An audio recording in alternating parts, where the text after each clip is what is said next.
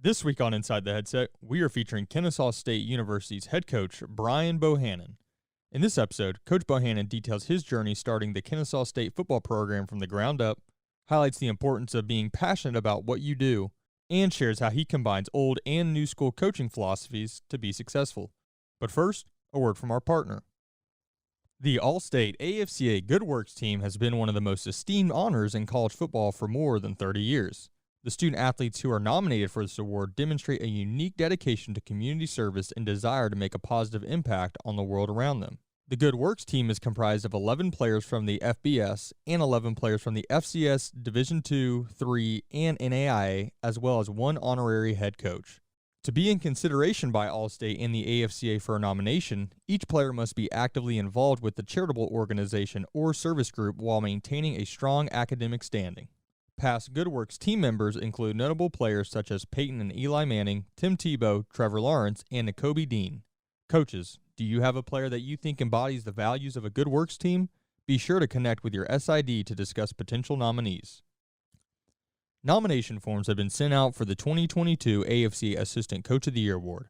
To be eligible for this honor, a candidate must be an assistant coach at a 4-year collegiate institution, have joined or renewed AFCA membership prior to the start of the 2022 football season, coach in a program that is not on major NCAA, NAIA, or conference probation, and make outstanding contributions in the area of community service, professional organization involvement, and student-athlete development, both on and off the field.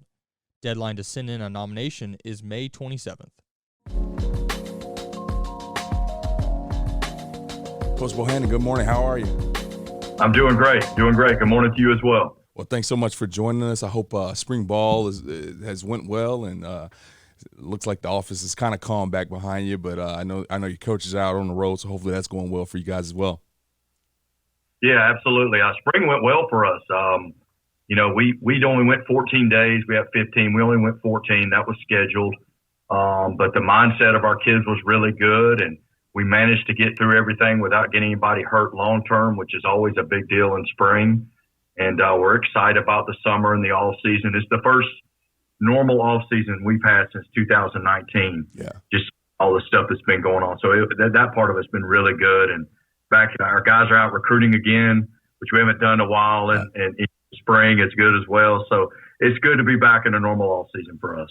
Yeah, you know what? I'm happy you kind of talked about getting back to normalcy, because I'm starting to take that for granted too, because it was 1 year ago. Like you said, spring ball was wacky for most teams in the country. I mean, getting on the road recruiting was not happening for almost anybody at that point in time. And I know in June, I coached at Davidson College for a while, and we always sent a guy on our staff down to Kennesaw State for the humongous camp that you guys put on. So are you guys going to get back to that 60-plus school camp that you guys do every summer? We are. It's our Who's Hungry mega camp, and it's 2 days in June. It is June. I'm going to make sure I give you the right date. Okay.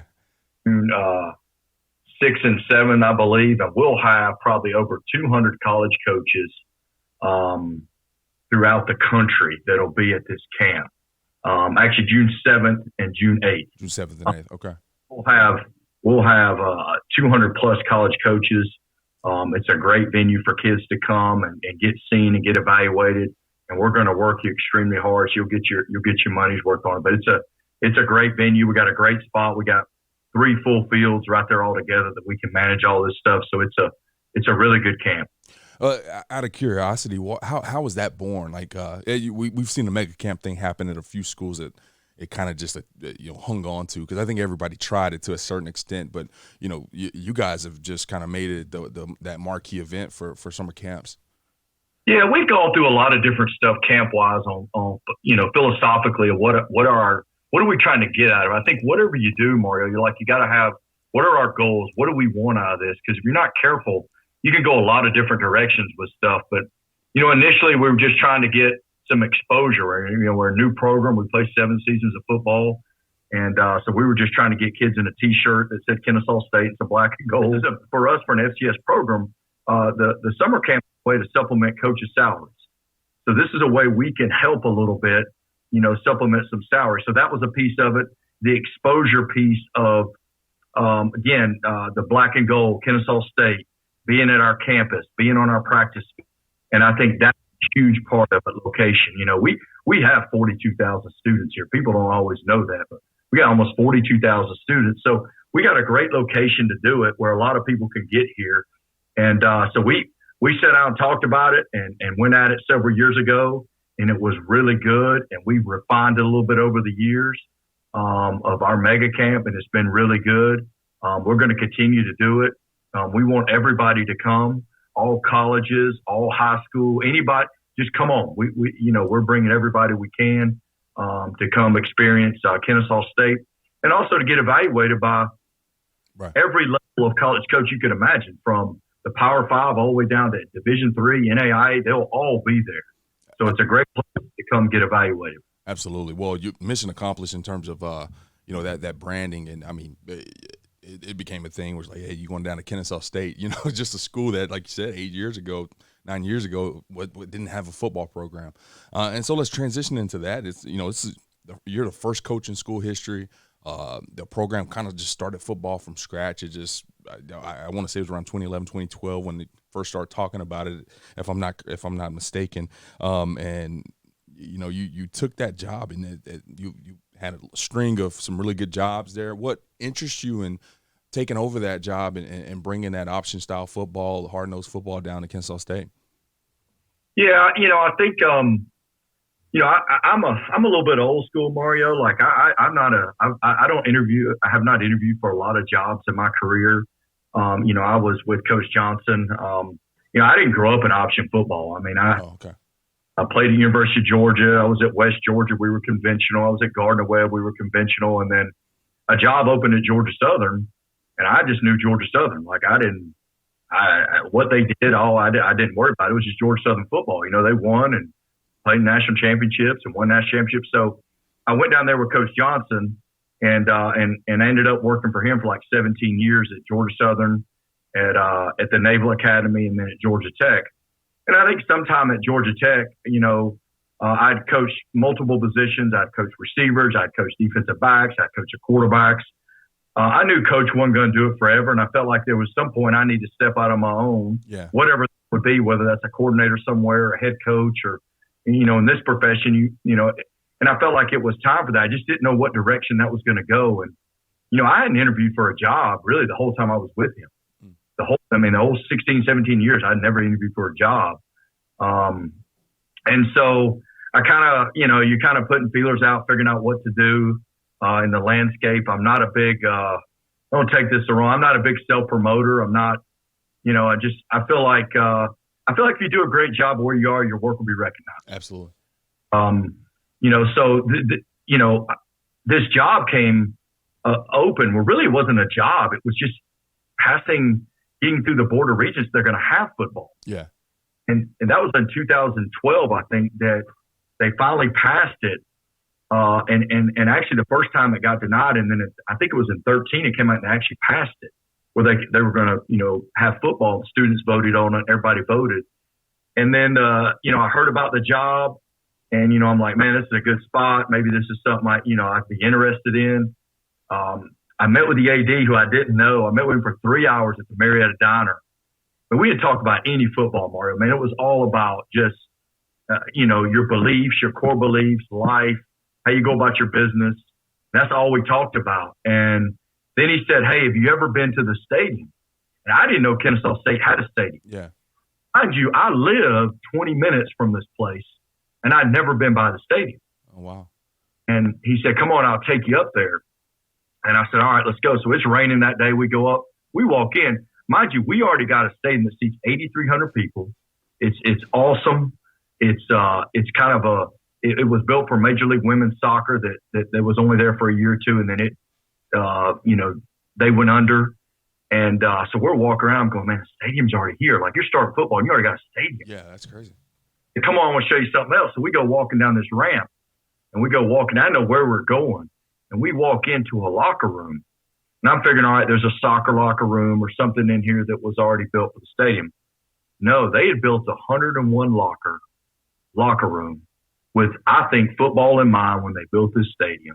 So here we're sitting with a stadium that was fairly new, a locker room that's fairly new, that really hasn't been used at all. And and I'm sitting in a location 25 minutes outside Atlanta. At the time, there was 25,000 students.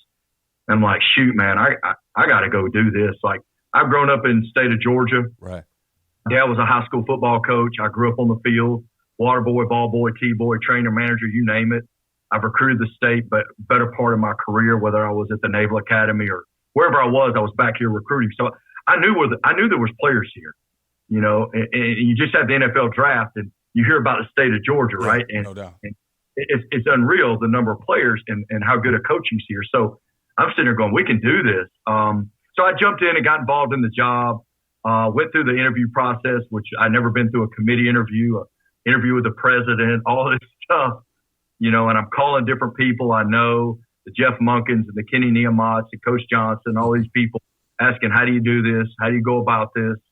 Put together a plan, put it all on paper, and went after the job. And I was fortunate enough to get it. And, you know, that was all good. And then I got the job, and I'm sitting in a cubicle by myself, and there's nobody here. There's no football. There's no helmet. There's no jersey. And I'm kind of going, what have I got myself? Yeah. So, and I know I'm getting long-winded on your question. But I sat down, and really there were some core things that were really important to me. And one was the people you surround yourself with. And it was staff going and hiring the right people, mm-hmm. and then recruiting the right kids. Like, that was first and foremost for me. Like, all the other stuff we'll figure out. If we can get that right, then the rest of it will figure out. And I kind of knew what I wanted this to look like, and what I wanted, you know, when I shook an opposing coach's hand after a game, there's things that I knew I wanted him to say, you know, if you're in that arena, like, man, you guys are coach, you play hard, you're tough. Right. We might have got the butt kicked that day, right?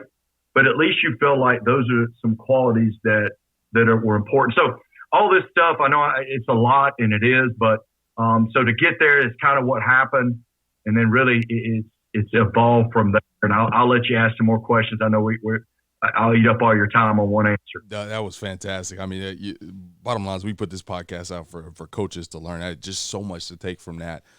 You know, going from not interviewing for such a long time. And what I find the most interesting is, if correct me if I'm wrong, you hadn't coordinated it at this point in time. You hadn't been an OC nor DC at this point, right? That's absolutely correct. I'd just been a position coach. I did some of those duties in some essence at Tech for coach, but I never was that. I never had that title. I never was the coordinator. You know, and some people think, hey, you got to be this to be that. Yeah. I don't think that's always the case. I think there's a lot of different paths that you can go down and you know, to get to where you want to go. I think for anybody out there, I think along the way in your career, you want to learn as much from everybody around you as you can. And I think, you know, I didn't realize that when I sat down and started writing down what I want our program to look like.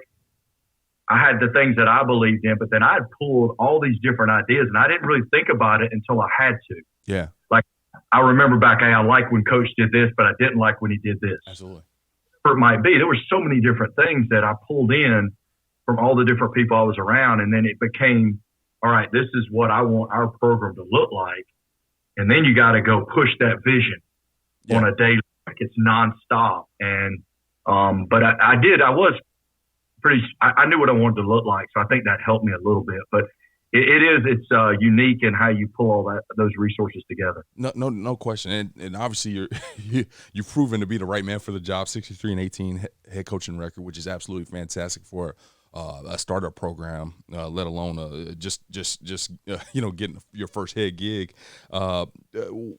This is a tough question for you to answer, but I ask it anyways because I'm super curious.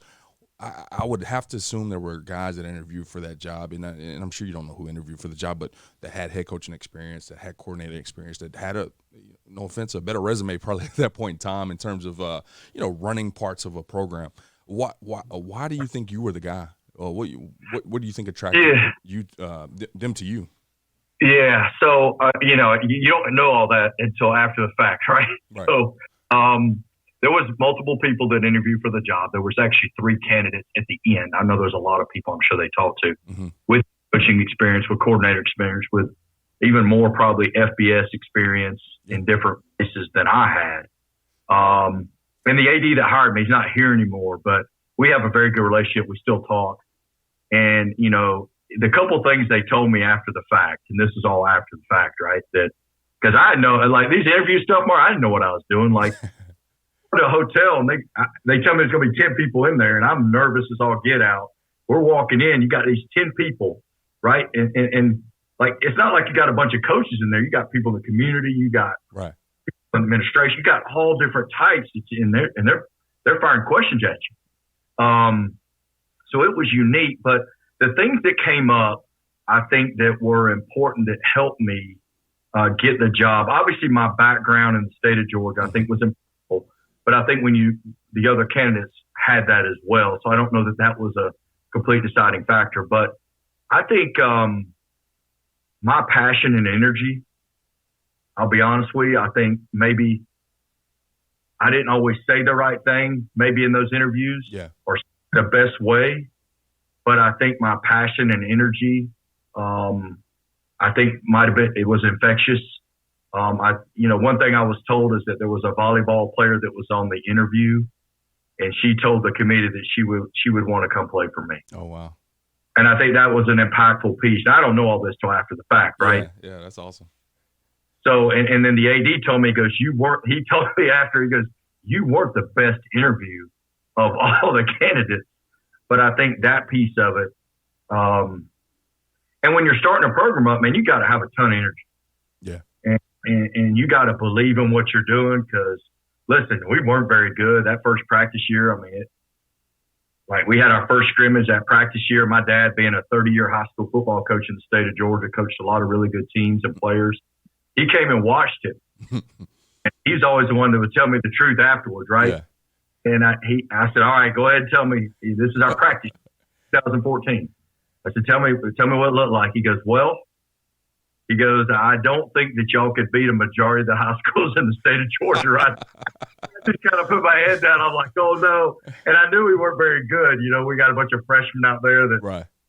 So I think the passion and energy in my interview process was probably a big piece of that. And I think I think I met ideals of who I was as a person and what I believed in, and my core values were big as well. And I think the AD went with a hunch, because he had guys that were head coaches, that were coordinators like you talked about. And, he went with what he thought was best. And I love it. I love what I do. I think God put me here for a reason. This is what I'm supposed to be doing, good, bad, or indifferent, I may be doing it for a while. I may not, but I love it. I love impacting kids. I love the relationships. This game's about developing young men to be great men in society and great dads and all that. And sometimes what's going on in college football, I don't always agree with, because, man, we're about developing kids. This is what this thing's about. That's right.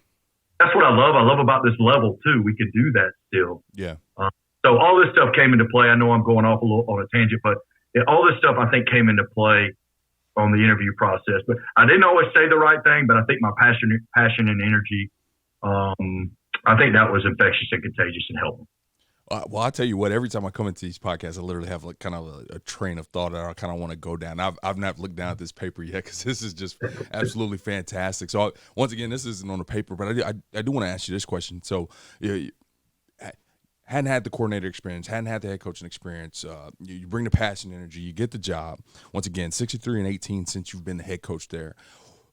A lot of times when I'm interviewing some head coaches, they talk about their first head coaching job, and typically you can kind of actually see it on their records. We went 2-10, and then we were 6-6, and now all of a sudden we hit the hump. We're 8-4. We hadn't looked back since. When you had that success almost all the way throughout, and I know you had your lumps, how were you able to self-reflect when really you're not having so much of the negative going on? Like how are you able to look back and say, okay, I got to change this. I got to do a better job at this when you're still having success? How do you self-evaluate?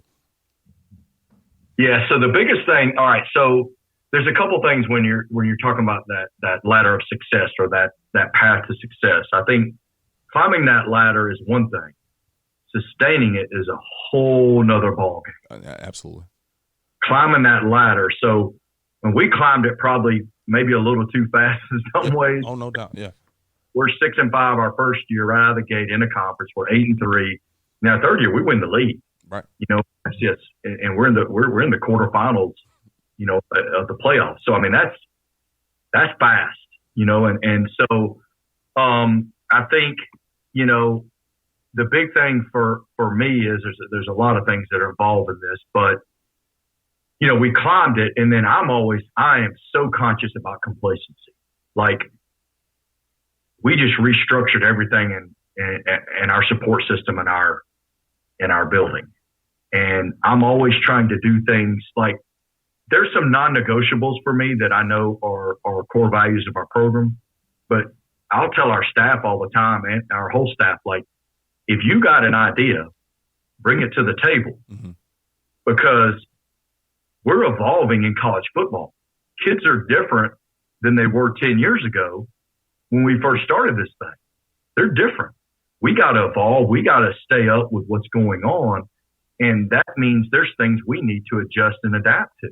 Right. And to do that, and sometimes for me, it re-energizes me when there's things that are different. If it's the same old every day, you can get in a rut really quick. Yeah. And lose what made you who you are. And I think that's really important. And I think, I've had a lot of coaches here that have gone on to do bigger and better things. And I hate losing them because I'm going to hire, but sometimes bringing in a new person in a lot of ways is good. It's a new set of eyes, some new ideas. And like, Coach, I know you guys have won, and I don't want to go. I want to make sure I fall in line with the culture, right? But here's some things we did at X, Y, and Z that were pretty good for us. I am all for that. Like, how can we continue to grow? I tell our kids all the time, and our staff, we got two choices. We're either getting better or getting worse. And if you're staying the same, I think you're getting worse. And you got to continue to find ways. And that's from facilities. That's from helping our kids develop. That's from our staff development. That's everything we're doing. We got to continue to move forward. Because climbing the ladder is one thing, Mario, but sustaining that, and that, to me, that's the hardest thing ever. The hardest thing, absolutely. Because once you get there, well, how do you stay up there? And that's our goal. We want to be a household name in FCS football right now. When you talk about FCS football, obviously North Dakota State, I mean, you got to give them their due. But we want to be in that conversation. Right. So everything we do revolves around that. Like our first team meeting in 2014, our practice year, we talked about winning a national championship. We weren't going to win one that year. No. We weren't even. We weren't going to win one the next year. But right then, it was established. Here's why we're here. Right. This is what we're going to do, and we are very blue collar here. We're very hard nosed and tough, and like on the front of our helmet, it says "eat." It's effort, attitude, and toughness, and that's it. Those are things that everybody can do. It doesn't matter how tall you are, how fast you run the 40, how much you bench press. So we take a lot of pride in that. So these are all things that I think are important, and we continue to evolve and adjust and adapt. Like I said, we just restructured a lot of things. I knew we needed to do it. It was time, and plus, honestly, we needed to re-energize in different areas. I think we got to continue to do that, and that's the tough part about it. But you got to do it. Yeah. Let me ask you this once again, not on my sheet of paper here, but you come from these programs that have not that you come from these programs, because you obviously, like you said, West Georgia and Gardner-Webb didn't run a triple option, wasn't downhill offensive football as much as Georgia Southern Navy. And Georgia Tech, was that when they were doing the option stuff? Was that that time frame? Okay.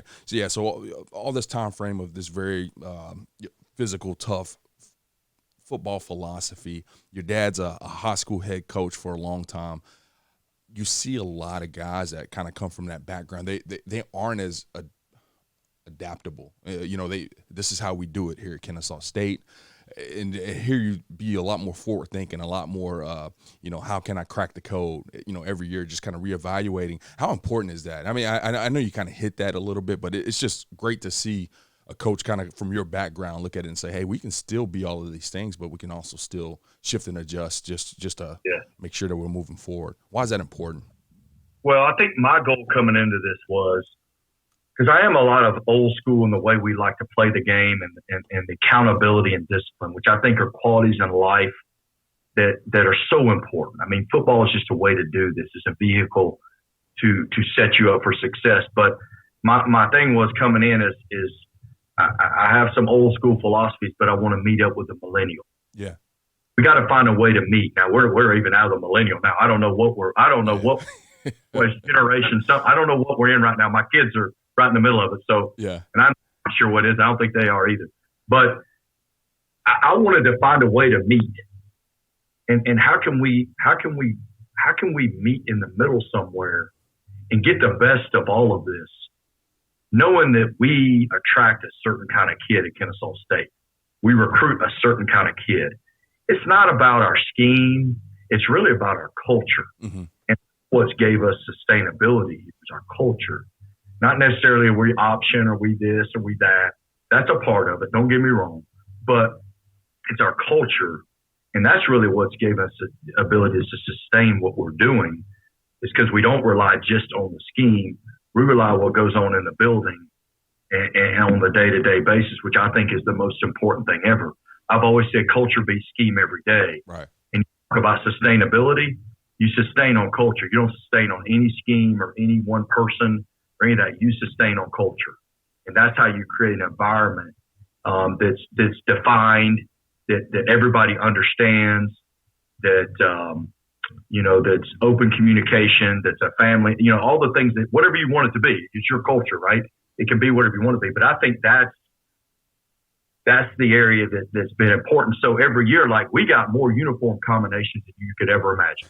There's no other team in FCS football, maybe a lot in FBS football, that has as many uniform combinations as we do, right?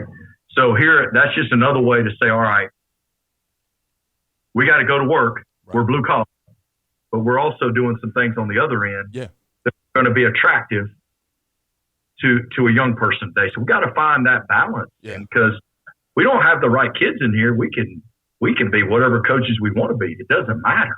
You got the right kids in here, that can play and that believe in it. And that's huge. Yeah, I love that you use that example, because I've sat in the staff meeting rooms where, hey, I don't want the kids going to want to come here worried about the uniform combinations. Well, they are making that decision sometimes based off the amount of uniform combinations that you got. And so to embrace that a little bit, not necessarily always giving in to just what the student athletes want, but just embracing it a little bit. What does it hurt? What does it hurt? It's only going to help you in recruiting. So why not? Yeah. And I think those are the things I balance all the time. All right, listen, we can be who we are, but these are ways we can say, okay, we're going to be who we are. We know it's tough here. Like, it's hard work here, but it's the 63-18 speaks for itself. Yeah, absolutely. You go to work, you're going to win. And so, but all right, on the same token, there's things we can do, right? Yeah. That are attractive to young people. And I think that's important. I don't think you got to be able to do that. I can't be hard-headed about, coaches are hard-headed anyways, right? Yeah, no doubt. But you got to be open-minded about stuff, and you got to think through stuff and find ways to adjust and adapt. And I think you're talking a lot about that today, and your question I think is critical. And I have to work at it. It's probably more exhausting for me to find different ways to change up what we're doing without losing our core, if that makes sense. Absolutely. We can't do it the same way we did it when we started. Or we've changed. There's different ways, but there's things in there that we know that are going to help us win that we don't change. We just do it in different ways. Absolutely. Help us. Well, I say this, Coach. It's been 27 minutes with you, man, and I could do this for another hour, man. It's been my privilege to sit here and talk with you today. I know this is going to be a very popular podcast, and if you're listening to this, I'm going to do whatever I can to get Coach back on here at some point up so I can ask these questions I came here with. And but no, this has been fantastic, Coach. Thanks so much for your time. We do truly appreciate it. Thanks. Anytime, man. I'd love to be on with you guys. Yeah, no doubt, Coach. Well, thanks again, and good luck the rest of spring. Thank you. Thanks for listening to this week's episode of Inside the Headset. If you heard anything on this episode that you would like to learn more information about, head over to afcapodcast.com, where you can find every episode and all of the corresponding show notes. While you're there, take a second to rate, review, and subscribe to the podcast. If you have any questions, comments, or suggestions for the show, please let us know by sending an email to podcast@afca.com. Make sure to follow the podcast on Twitter at Inside the Headset and tag it when you share each episode. You can stay up to date with all things AFCA by following the @WeAreAFCA Twitter account. Every episode of Inside the Headset can also be found on your favorite audio streaming platforms such as Spotify, Apple Podcasts, and YouTube. If you are not currently a member of the AFCA, be sure to find us online at afca.com and apply to join over 10,000 NFL, college, and high school coaches from around the country who are striving to be the best they can be. With an AFCA membership, you gain invaluable access to the annual AFCA convention, the bi-monthly magazine, and the new and improved digital library, which contains thousands of videos and articles contributed by hundreds of current and former football coaches. You can also visit afcainsider.com to sign up for our free weekly email newsletter on the right-hand side of the screen. It comes out every Tuesday at lunch and is filled with great articles and stories written by many of the same coaches you hear on the podcast. It's geared to help you become a better coach tomorrow than you are today. Be sure to connect with me on Twitter at Coach Mario Price, and remember, the AFCA is not just an annual convention. It is an association that continually promotes education, guidance, and networking. But it is also so much more than that. The AFCA is about celebrating the past and educating the future. It is about developing great coaches who will produce great teams and even better people. So invest in your skill set and impact today by engaging with the AFCA.